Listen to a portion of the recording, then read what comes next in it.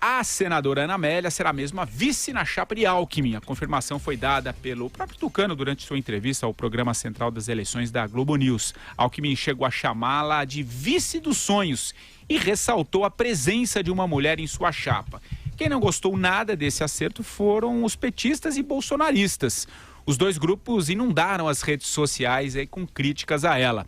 Resgataram até um vídeo de 2012 em que a senadora apoiava a eleição de Manuela Dávila à prefeitura de Porto Alegre. A campanha de Bolsonaro também não gostou nada dessa aliança. O Sim de Ana Amélia tirou um dos raros apoios à candidatura do deputado Luiz Carlos Renzi, que pretendia ser o candidato ao governo gaúcho e daria palanque a Bolsonaro, agora vai concorrer a senador no lugar de Ana Amélia e integrar a chapa do PSDB no estado. E aí, Vera, quais as últimas informações? Confirmada mesmo, né? Ana Amélia, a gente já tinha rapidamente falado aqui durante o programa, bem no finalzinho, mas enfim, as suas considerações e o que isso muda nesse cenário todo e essas críticas aí do PT, dos bolsonaristas, enfim, vai lá. Eu acho lamentável que a política no Brasil ainda tenha esse caráter tão utilitarista e tão rasteiro, né, Patrick? Porque até ontem a senadora Ana Amélia era uma das figuras tidas como de referência para uma certa parcela do centro e da direita que preza a Lava Jato, que defende as investigações, que a considerava uma voz influente neste campo conservador, que ela realmente é. Ela faz ali uma militância clara, conservadora, em vários temas ligados a costumes e a economia. Ela não tem nenhuma denúncia de corrupção contra si. Então, da noite para o dia, alguém que tem esta referência, este conceito entre seguidores aí das redes sociais, passar a ser atacada, começaram a bombar uma hashtag tchau querida, usando aquela aspa do Lula para Dilma, para pedir que as pessoas deixassem de seguir os perfis da senadora nas redes sociais, passaram a atacá-la. Gente, é incongruente isso. Dizer que a Ana Amélia é esquerdista é achar que ninguém vai acompanhar a vida de 8 anos de uma pessoa na frente do parlamento, né?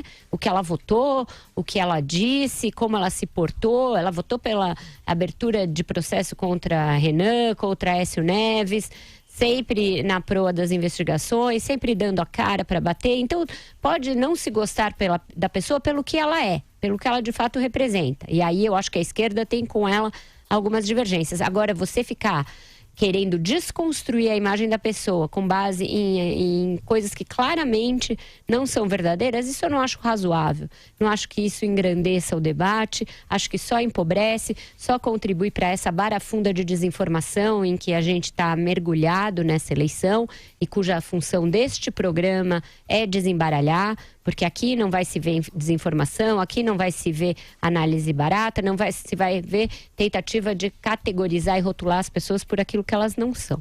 Portanto, essa é a parte que você me perguntou da desconstrução dela, que já começou. Quanto aos atributos que ela traz para a chapa do Geraldo Alckmin, eu acho que eles são evidentes. Tanto é que prontamente já foi iniciada essa campanha de desconstrução.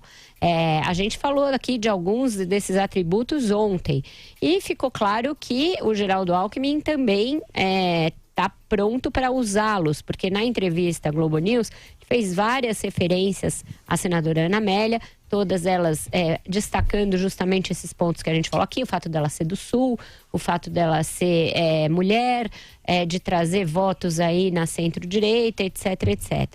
Então, eu acho que por hora da escolha é isso que eu tenho a dizer, mas a gente vai falar ainda ao longo do programa sobre a entrevista, sobre os outros vices, etc. Ô, Andreasa, e você? O que você achou aí dessa desconstrução aí dos petistas, dos bolsonaristas com relação a agora oficial a candidatura da Ana Amélia, né, vice do Alckmin, e as suas considerações sobre essa decisão? Vai lá.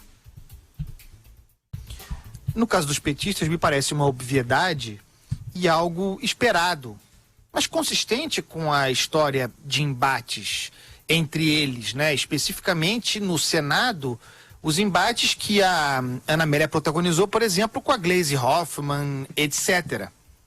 Normal. No caso do bolsonarismo, a reação, em seus variados graus, é altamente indicativa do acerto do Geraldo Alckmin nessa escolha. Tem a questão relativa ao Centrão, que é muito importante, falamos sobre isso ontem aqui. A Ana Amélia é independente e serve quase como, em certa parte, em certa dose, antídoto para o efeito tóxico da associação ao Blocão.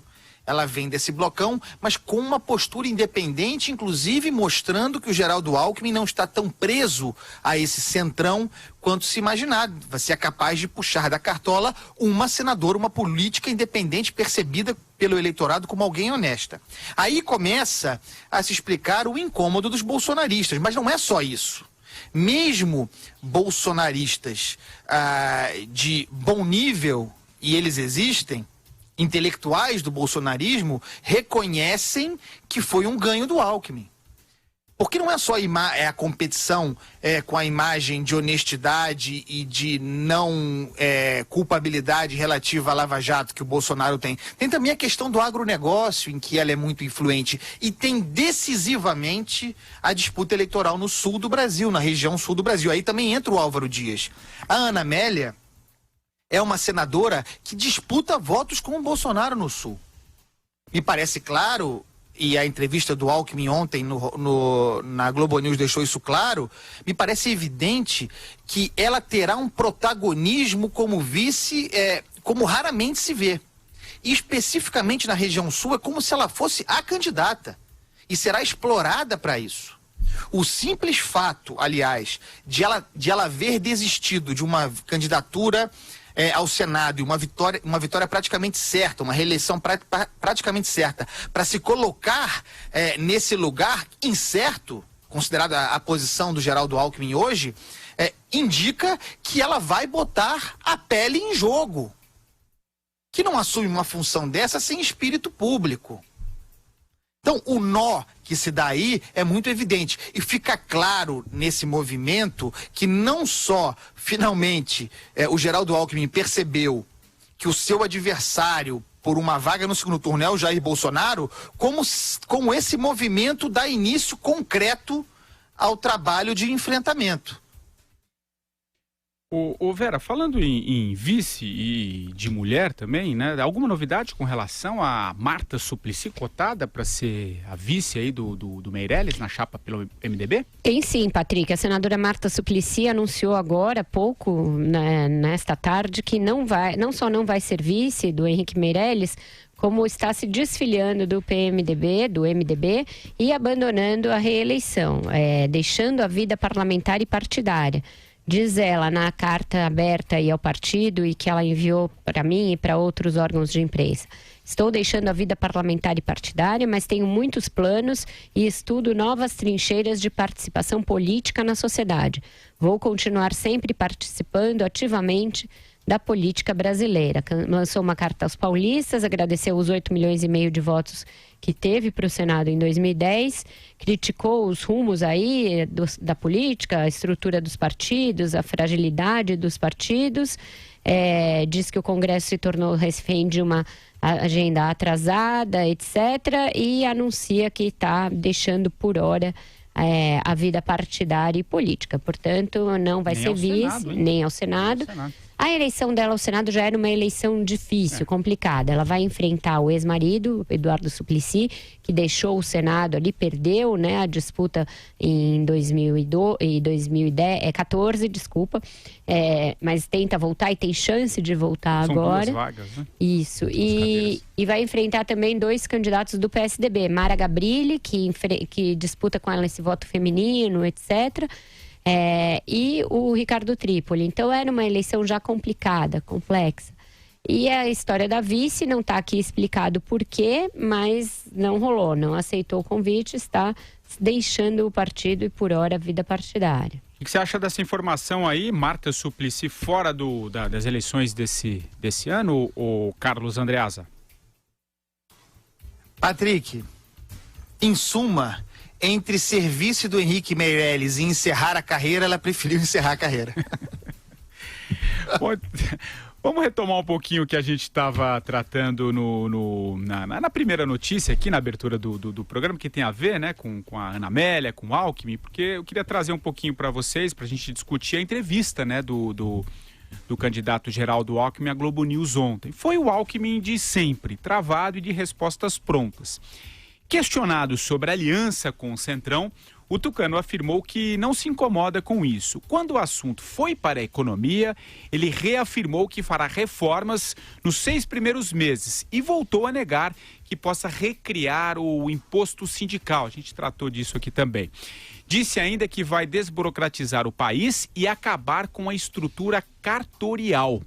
Em outro momento da entrevista, o tucano rebateu as denúncias de irregularidades envolvendo obras de seu governo, como a do Rodoanel. Abre aspas aqui para Geraldo Alckmin. Eu não tenho apenas ficha limpa, tenho uma vida limpa. Moro no mesmo apartamento há 30 anos, não aumentei patrimônio. Quem enricar com a política é ladrão. Política é servir as pessoas.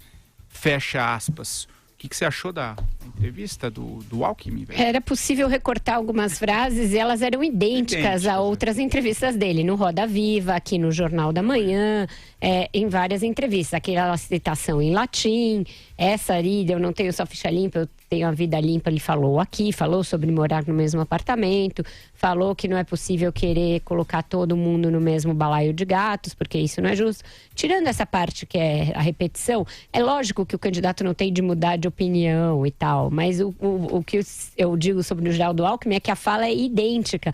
Ele, inclusive, tinha feito uma dessas falas e a reprodução da Globo News tinha separado uma outra que era idêntica. Aí ficou muito ridículo, porque ele falou, aí a Miriam Leitão não sabia se chamava o VT ou não, porque ele tinha acabado de dizer a frase. E ela pôs um outro VT que era a mesmíssima frase. Então, isso é a característica dele, é estilo, etc. Tirando isso, que torna a entrevista um pouco enfadonha para quem já viu algumas vezes, o conteúdo do Geraldo Alckmin é consistente com aquilo que ele propõe.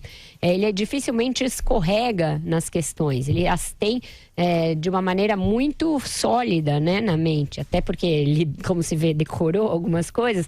Então, questão de números, né? de propostas, vírgulas, nessas coisas não se pega o Geraldo Alckmin. Tentaram muito pegar pela aliança com o Centrão e pelas denúncias de corrupção em seu governo. Na primeira parte, ele se saiu como deu, porque durou um bloco inteiro e quase metade do segundo. Disse ali, fez a defesa possível de alguns dos aliados, disse que o Roberto Jefferson foi corajoso ao denunciar o impeachment, mas se esquivou de dizer se nomearia sua filha Cristiane Brasil para o ministério. Defendeu de uma forma até bastante incisiva para os padrões dele, a meu ver, o presidente da Dersa preso, Laurence Casagrande. Disse que é um homem honesto e que acha que está sendo cometida uma injustiça contra ele. Disse não uma vez, mas 3 vezes. Então, isso eu achei importante. Não fez o mesmo com o Paulo Preto. Esse ele disse que não conhece, que nunca o cumprimentou, que não tem nada a ver com a sua nomeação, que a vez em que ele foi nomeado em seu governo foi para um cargo que não tinha nada a ver com engenharia, nada a ver com a Dersa e que não o conhece. Querendo dizer que nomeou por designação de outros tucanos que não ele. Eu achei que foi uma entrevista em que ele se saiu bem. Ele tem ali várias frases para recortar a respeito do que ele acha de reforma da Previdência, prometeu fazer reformas nos 6 primeiros meses. Para aqueles que procuram um candidato reformista e um candidato de ideias de fato liberais, ele apresentou esse programa, assim como outros têm apresentado. Eu acho que a insistência no tema do Centrão mostra que essa vai ser o grande calcanhar de Aquiles dele na campanha. Ele vai se confrontar com perguntas a esse respeito seguidamente, em debates, nos programas eleitorais dos adversários, em entrevistas. Ele ainda não parece ter uma fala organizada a esse respeito. Ele vai meio na defensiva. Mas ontem tinha para exibir esse troféu Ana Amélia, que exibiu em vários momentos quando questionado sobre isso, para dizer isso que dissemos aqui ontem, que o Andreasa já repetiu, que a escolha é dele, que quem dá o rumo da aliança é o executivo, que os termos em que o acordo será feito serão diferentes, porque vão ser feitos em cima do programa, que ele já está dizendo de antemão o que vai fazer, e os partidos estão fechando com ele quando ele está em 4º lugar e não em 1º. Então ele esboçou a organizar o que vai ser seu discurso a esse respeito. Mas, a meu ver, ainda um pouco hesitante, um pouco titubeante em relação a essa aliança e aos efeitos colaterais dela. Ô Carlos Andreasa, o que você achou da entrevista e o desempenho do Alckmin ontem?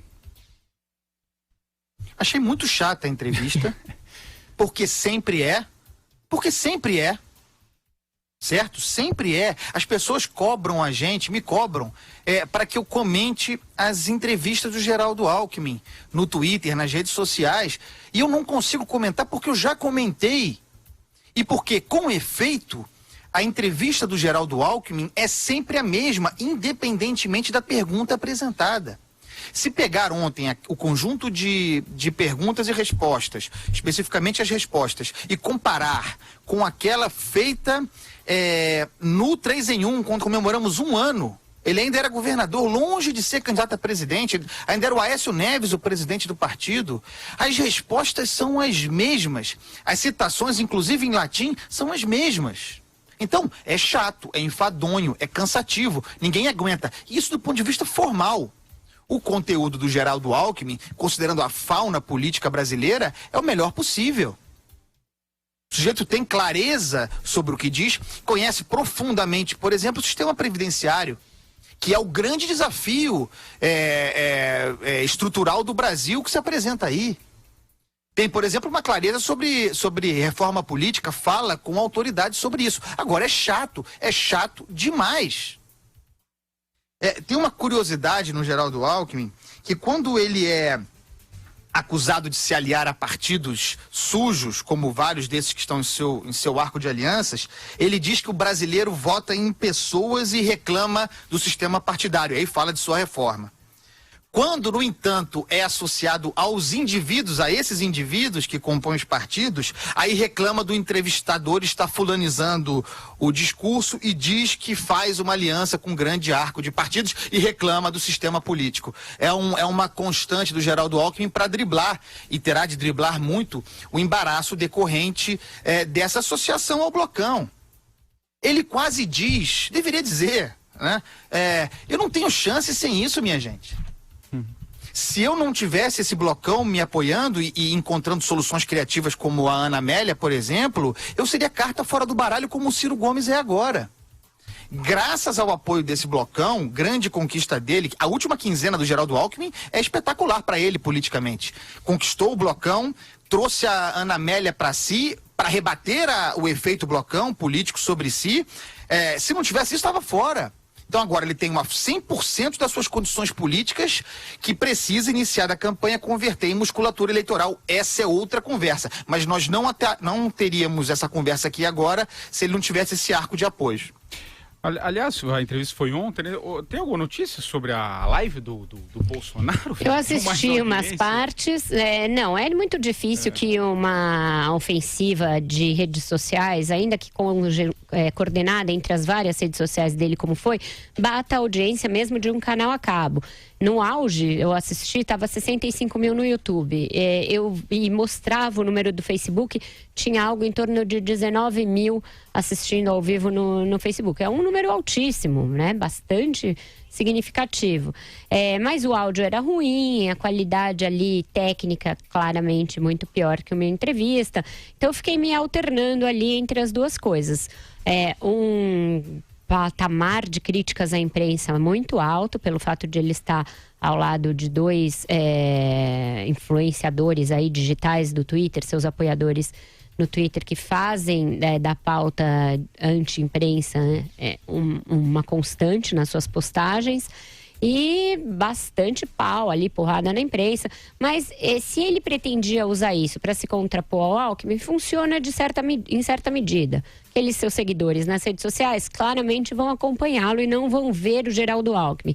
Então funciona como uma espécie de para-raio, né? Ele evita que o outro tenha uma atenção da sua própria audiência num dia que lhe era favorável, que ele tinha conseguido uma vitória política, selando aliança com a Ana Amélia, que é alguém que este universo conhece. Mas para ampliar o seu contingente, esse tipo de programa eu acho que tem pouco apelo, Patrick, porque você recebe perguntas na linha levanta para você cortar, dos seus próprios aliados. Uma boa parte das perguntas quem respondia era o Paulo Guedes, então ele perguntava e já respondia sobre economia. Então eu acho que não tem muito para ampliar, mas funcionou como uma espécie de barreira de contenção para evitar que o público bolsonarista ou propenso a votar no Bolsonaro fosse assistir o Geraldo Alckmin e fizesse algum tipo de comparação que lhe poderia ser desvantajosa. Mas hoje, se Será confirmar... que ele vai ou não? Hoje não. Se confirmar, ele estará na Globo News no mesmo ambiente que o Bolsonaro, Marina, Ciro Gomes e Álvaro Dias já estiveram. É um ambiente de jornalistas altamente preparados. 2 horas de entrevista sem aquele furor que existe no Roda Viva, aquela ânsia por perguntar. Uma coisa mais contida e mais aprofundada. Tem sido assim todas as entrevistas ao longo dessa semana. Se aprofundar temas de economia, de educação, de saúde, previdência, reformas. Então eu acho que vai ser um ótimo momento para a gente ver o Bolsonaro fora do seu tema, fora da sua zona de conforto. Ali eu acredito que não vai ficar a entrevista inteira versando sobre ditadura, sobre questões de gênero, sobre homofobia, sobre racismo, esses assuntos que, ainda que a gente discorde dele, e eu discordo quase em todos eles, ele fala para um público que gosta das coisas que ele fala. Ele vai ter de falar sobre o day after, sobre como ele vai governar. Quando questionado sobre economia, não vai dar para ficar falando de Posto Ipiranga toda vez. Naquele ambiente não vai ter graça. Percebe? É uma piada muito rasteira, uma piada de salão, que num ambiente mais circunspecto e mais sério, de entrevista em profundidade, cai mal. Ali você, no mesmo patamar dos seus entrevistados, na mesma altura da cadeira, isso soa rasteiro, soa bobinho.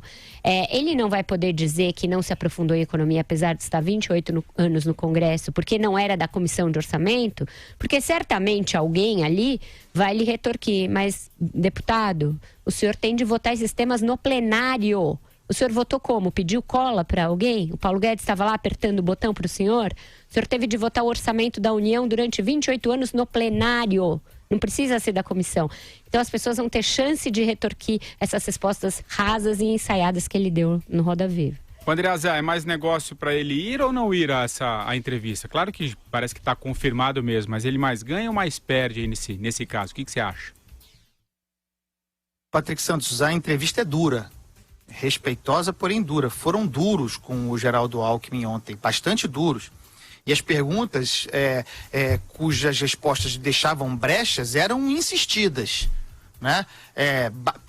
Pisadas e repisadas. Do ponto de vista do debate público, é muito importante que ele vá, e eu espero que ele vá. Me colocando, e o papel do analista também é esse, se colocar no lugar do candidato, e aí olhando do ponto de vista político e eleitoral, eu acho que ele tem muito a perder. E especialmente ao fim dessa semana, em que na segunda-feira ele teve, em termos de percepção, a vitória no Roda Viva. A vitória dele no Roda Viva é muito repercutida, a rigor a entrevista do Roda Viva nunca acabou, essa entrevista pode acabar hoje. Pode ter um fecho hoje. Estão vivos na cabeça de todo mundo, inclusive dos entrevistadores dele essa noite, as suas fortalezas e fraquezas. Os seus flancos que podem ser explorados. Por exemplo, além da questão econômica, que é evidente, porque uma coisa é você dizer 1 ou 2 vezes que vai chamar o posto Ipiranga. Outra coisa é falar isso toda hora. 1, 2 vezes soa gracioso, engraçado, espirituoso, até humilde. Principalmente humilde. Mais vezes soa a apresentação de alguém despreparado para governar o país. Seja ou não. Mas eu estou falando em termos de percepção. Então, além dos temas econômicos, é óbvio que o pessoal que o entrevistará hoje terá percebido que a discussão da ditadura e dos elementos relativos à ditadura e as questões de costume, a imposição disso como pauta principal, faz com que o Jair Bolsonaro jogue em casa. Ele responde a essas questões há 30 anos. Dá as mesmas respostas sempre, que escandalizam os jornalistas e parte da sociedade, mas que são aquelas que fizeram com que seus eleitores fechassem com ele. No entanto, há, por exemplo, no bojo da reforma previdenciária, da discussão sobre reforma, ele pode não conhecer detalhes dela, mas sabe que o que está em jogo é o combate a privilégios, inclusive dos militares. Tenho certeza que esse flanco vai ser explorado hoje. Ele, historicamente, é um defensor do espírito de corpo dos militares, por exemplo, e da área de segurança, do funcionalismo público. E aí? O privilégio é só contra os políticos, é só contra os privilégios dos juízes de outras categorias, ou ele também estará disposto a enfrentar o privilégio dos militares? Essa insistência acontecerá hoje e por aí vai. Eu assisti, só para me estender mais um pouquinho, eu assisti integralmente a live dele. Não se pode chamar aquilo de entrevista. E eu não estou desqualificando o encontro, o evento. Foi um bate-papo. O Roda Viva foi entrevista e foi péssima. Não estou desqualificando o que aconteceu ontem. Mas foi um bate-papo entre pessoas que têm, que são afinadas, em que se apresentou muita informação, sobretudo pelo não dito ali, e o fato curioso é o deslumbramento com a figura do Paulo Guedes, né? Havia um deslumbramento incrível com o Paulo Guedes, com o brilhantismo do Paulo Guedes, com a clareza com que o Paulo Guedes fala e expõe e com as suas ideias, só que é preciso lembrar permanentemente as pessoas de que o Paulo Guedes não poderá ser votado em outubro. O Marcelo Madureira, a gente tá falando exatamente agora da expectativa da entrevista hoje do Bolsonaro, né, lá na Globo News, mas há pouco falávamos também da entrevista de ontem do Geraldo Alckmin. O que você achou e a tua expectativa para essa entrevista? Alckmin, para você, foi mais do mesmo ontem também? Não, bom, se ele foi mais do mesmo, melhor, né? Eu digo isso porque quando nós entrevistamos ele, né, no aniversário do programa, já faz quase um ano atrás, né? Eu gostei muito do conteúdo do que o Alckmin falou. Veja bem, não estou fazendo declaração de voto não, mas eu gostei muito do que ele falou, o diagnóstico que ele deu para o Brasil, né, os caminhos que ele estava apontando, né, foi para mim uma exposição bastante interessante, valiosa, muito embora não concorde em muitos pontos, mas achei consistente. Eu acho que ele continua na mesma trajetória. Eu acho que o Alckmin continua na mesma trajetória. Se você pode falar milhões de coisas dele, que é picolé de chuchu, que não tem graça, que não é midiático, que é insosso, mas ele é coerente, né? Ele é coerente, ele é firme no foco dele. E eu acho que, ainda mais falando por um público de Globo News, é um público específico que tem uma tendência a ter empatia com o candidato Geraldo Alckmin. Entendeu? Eu acho que, assim, a meu juízo, foi positivo para ele. A meu juízo, entendeu? Eu não sei, aí você tem que ver como é que é a repercussão, porque às vezes a minha avaliação não tem nada a ver com o resto da humanidade. Hoje, eu tenho muita desconfiança se realmente o candidato Jair Bolsonaro vai a Globo News. Eu já disse isso aqui no microfone da Jovem Pan, aqui nesse programa, porque ele não é exatamente o público do Jair Messias Bolsonaro, o público da Globo News. Eu acho que até o fato dele não ter ido ontem, ter marcado esse compromisso para esse bate-papo na internet, patati patatá, hoje ele ficou numa situação bastante difícil. Ele deve ainda estar avaliando se vai ou não. Aonde ele perde menos, né? Ele perde de qualquer maneira, porque os jornalistas que vão hoje fazer as perguntas, em função do Roda Viva, vão estar com outra pegada, vão estar com outro tipo de interesse. Eu acredito que eles vão querer puxar mais realmente para a questão das propostas do Bolsonaro. Porque aí eu concordo com o raciocínio do Andreasa, quer dizer, se é que esse raciocínio que ele está fazendo, mas ele me fez pensar isso. À medida que o Bolsonaro vai se colocando para um público que não tem simpatia a ele imediata, ou que ainda está em dúvida, ou seja, não é um bolsonarista que concorda com qualquer besteira que o Bolsonaro fala, ele vai expondo o seu lado, digamos assim, simplório, para ser assim bastante carinhoso com ele, né? Vamos chamar o Bolsonaro de simplório, mas que no fundo é despreparado. O Jair Bolsonaro, a meu juízo, é totalmente despreparado para a complexidade dos problemas do Brasil e do mundo atual. E à medida que ele vai sendo,